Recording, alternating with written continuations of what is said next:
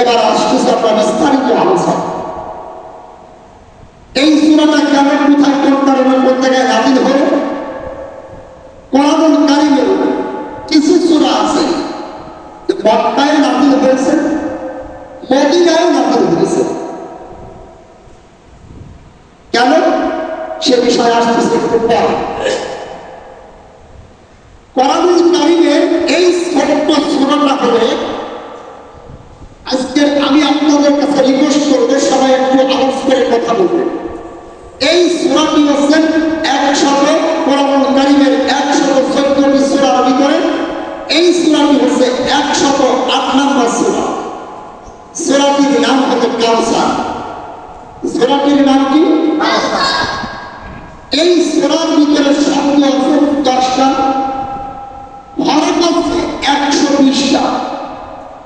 এই সূরাটি যদি কোনো ব্যক্তি একবার পাঠ করে তার আমলনামায় আল্লাহ তাআলা 120 লিখে দান করবে। সুবহানাল্লাহ।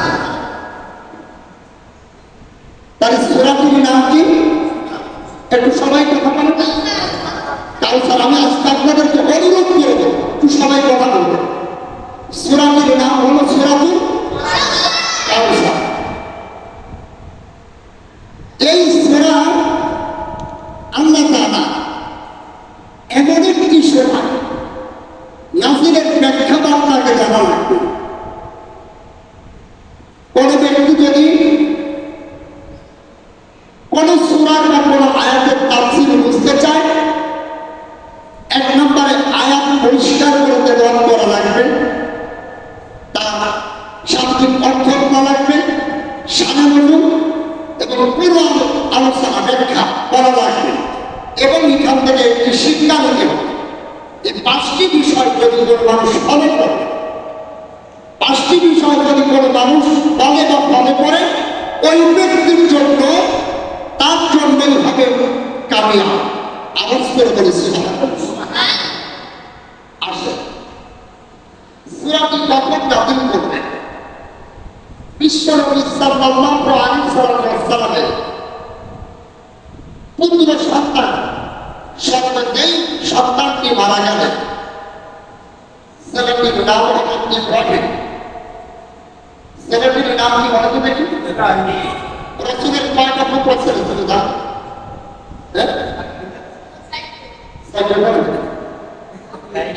আমি তো দেখতে তো 3টা, এক নাম আছে 2টা, এক নামে 2টা। কাশেম তাহের আর সে তৈয়ব। তৈয়ব তাহের একই নাম। আর সে ইব্রাহিম। 3টে পুত্র সন্তান যখন আগেই মারা গেল,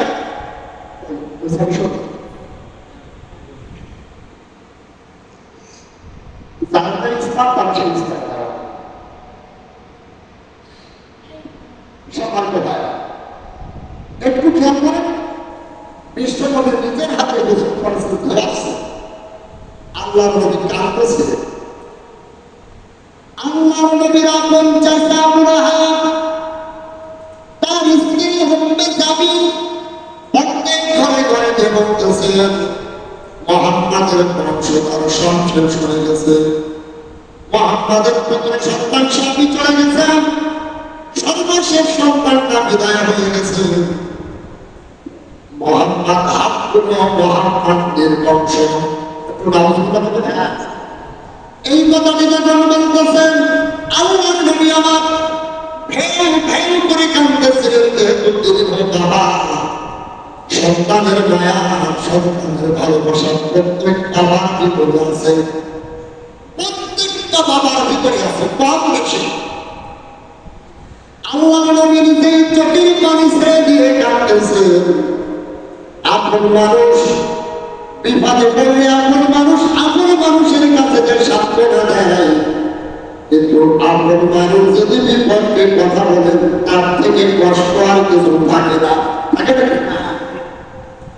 আপন মানুষ, নিজের আপন মানুষ যদি বিপদে পড়ে, আরেকজন আপন মানুষ যদি ওই জায়গায় যদি কাঁচা খায়ের উপরে নুডলস ছিটা দেয়, আল্লাহ পাক ডাকতে বলেন নবীরে আপনি পানি পর্দা বাড়াই দিলাম এই কারণে, যাহাতে করে এই আপনার যে উন্মাদগুলো পর্দার বাইরে, এরা আপনার খাতুন উন্মাদ হতে পারে নাই, এরা আপনার উন্মাদ পথেই মনে তারা নিজেরা দাবি করেছে, তারা মনে মনে বিশ্বাস করে নাই, তারা শুধু মুখে স্বীকার করেছে উন্মাদ করে, কিন্তু তারা অন্তরে বিশ্বাস করে নাই।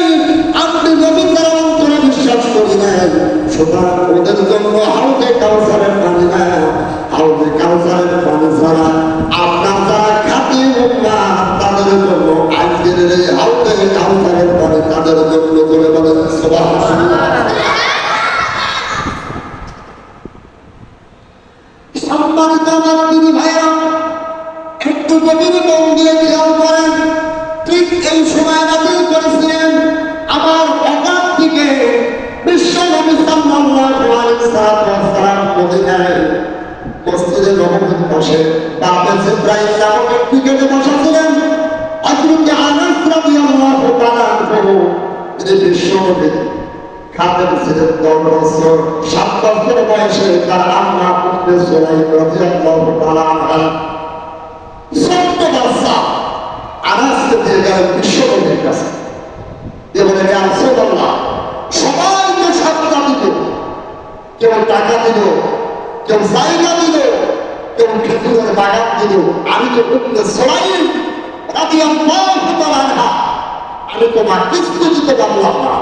আমার এই পুত্র সন্তান এই 7 বছরের বাচ্চা আনাসকে আপনার খাদেম হিসেবে আমি আপনাকে দান করব। সুবহানাল্লাহ। তাহলে বোঝা যাচ্ছে এই সূরা আবু লাহাবের স্ত্রী উম্মে সাবিল নামটা অত্যন্ত সুন্দর নাম, কিন্তু তার কাজকর্মটা কি দেখেন। এই উম্মে সাবিল কত বড় কষ্ট দিয়েছেন বিশ্ব নবীকে। বিশ্ব নবী সাল্লাল্লাহু আলাইহি ওয়াসাল্লাম রাতের অন্ধকারে কোরআন তেলাওয়াত করবেন। আবু লাহাবের স্ত্রী উম্মে সাবিল নিজের ঘরে বসে নিজের একটা পাতিলাই করে বাথরুম করে রেখে দিত, যেমন এই বাথরুমগুলো আল্লাহর নবী মুহাম্মদ যখন কোরআন তেলাওয়াত করবে বলে গায়ের উপরে নিক্ষেপ করবো। কত বড় নিকৃষ্ট ছাই কাপড় করতে পারে এগুলো জানি। আপন চাষি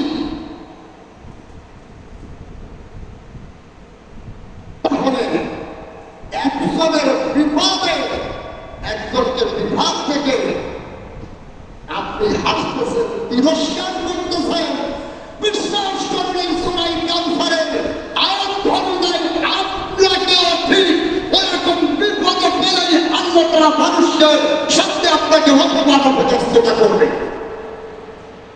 এই জন্য কারণ কোন বিপদে হাজার দামিনে তিরস্কার করা যাবে না। পারলে আপনি একটু দুঃখ প্রকাশ করুন। আমাদেরকে যারা প্রায় 57 বছর বিপদে ফেলেছে, আল্লাহ পাক এই আমাদের 57 বছরের বিপদ আল্লাহ পাক এই 1 মাসের ভিতরেই আমার মনে হয় বিপদে পড়ি নাই। আমাদেরকে যারা বিপদে ফেলাইছিল, হামলা মামলা মিথ্যা মামলা ফাঁসির মধ্যে যারা দিয়েছিল, ব্যস্ততা হচ্ছে না। আপনারা ইন্টারনেট দেখেছেন, সুপ্রিম কোর্টের প্রধান বিচারপতি ছিলেন মানিক শাহ। উনি ভাটপাড়ি নায়েবে রাসূলুল্লাহ আমাদেরকে বিখ্যাত ফেলাইছিল, কিন্তু আমার মনে হয় সে যে অপমান অপদস্থতা হয়েছে, আল্লাহ তাআলা জাতির সাথে তাকে অপমান প্রস্তুত করলেন। সম্মানিত দিনী ভাইয়েরা, আমার প্রিয় মুসলিম উম্মাহ, আল্লাহ পাক বলেন, হে নবী, আপনি আপনাকে আমি কাউসার দান করব। সম্মানিত ইসলাম, কাউসার আমি আপনাকে দান করেছি। এই কাউসারের পেয়ালাটা এমন একটি পেয়ালা, আল্লাহর নবী যখন মেরাজে গেলেন, মেরাজে যাওয়ার পরে জিবরাইল, আল্লাহ পাক জিবরাইল যখন তাকে দেখে চলে আসলেন, আল্লাহর নবী আমার আল্লাহর সাথে কথোপকথন করার পরে জান্নাত দেখলেন, জাহান্নাম দেখলেন, জান্নাতের কোরআন আসবে দেখলেন, হাউজে কাউসারের পেয়ালার কাছে কাছে যখন চলে গেল, আল্লাহ পাক ডাক দিয়ে বলেন, হে নবী, এই হাউজে কাউসারের এই যে দরজা এখনকার খোলা হবে না, তার কোন সমাধান খোলা হবে যখন আপনার উম্মতরা পানি পানি করে চিৎকার করবে। আর আপনি দয়ার নবী, আপনি মায়ার নবী, আপনি নিজের হাতে আপনি হাউজে কাউসারের পানি আপনি পান করাবেন। সুবহানাল্লাহ। এই তালহা রাদিয়াল্লাহু তাআলা বিনার বাড়ির সামনে তার ছোট্ট বাচ্চা নিয়ে খেলা করতেছে। বাচ্চাটা খেলা করতেছে, হঠাৎ করে তিনি চিন্তা করলেন, আমার এই বাচ্চাটা খেলা করতেছে, আমি শুধু শুধু সময়টা কাটাই না দিয়ে আমি আমার প্রভুর নামে আমি নামাজ আদায় করি। সুবহানাল্লাহ বলতে পারেন না? তালহা রাদিয়াল্লাহু তাআলা যখন নামাজে দাঁড়িয়ে গেছে,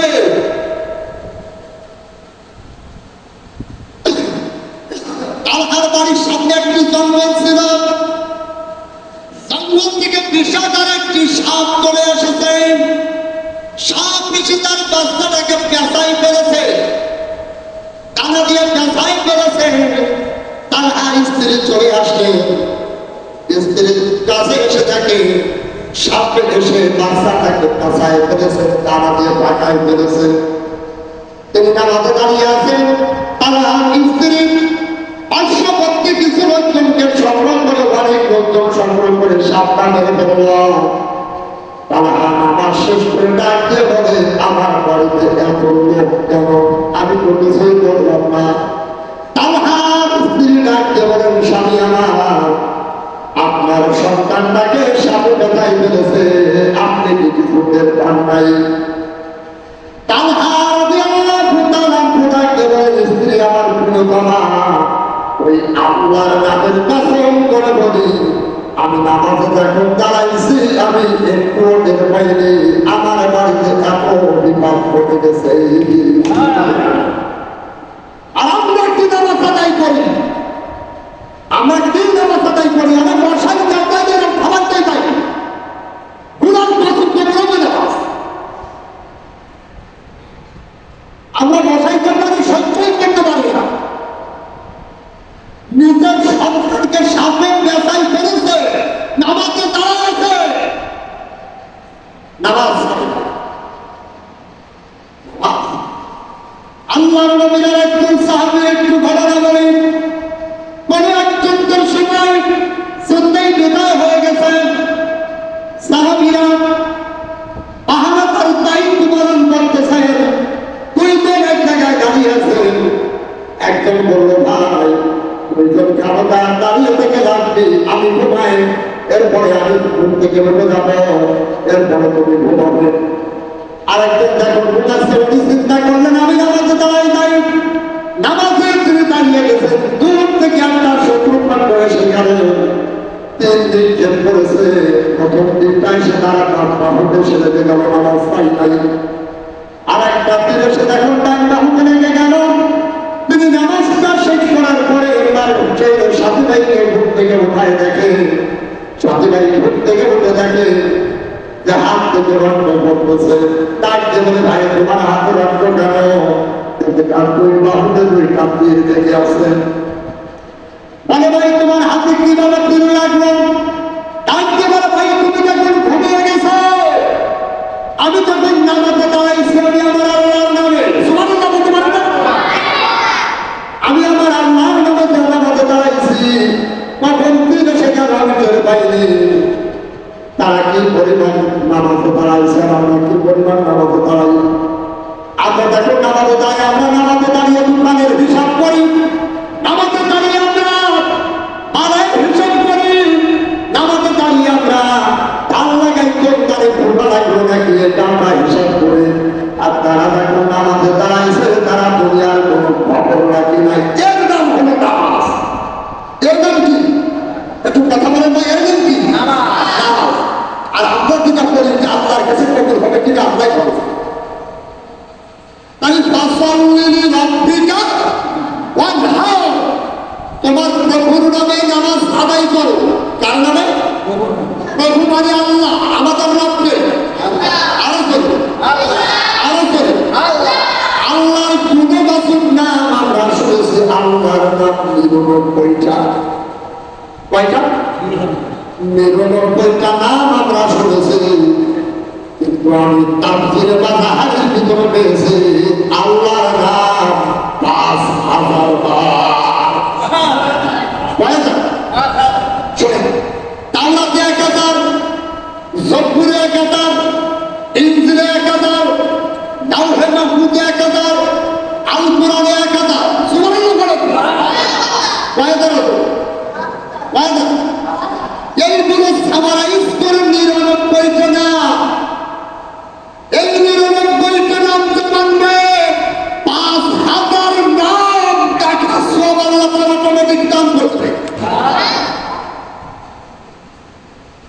সম্মানিত দিনী ভাইরা আমার, ফাসাব্বিহি রাব্বিকা ওয়ানহার, তোমার প্রভুর নামে নামাজ আদায় করো।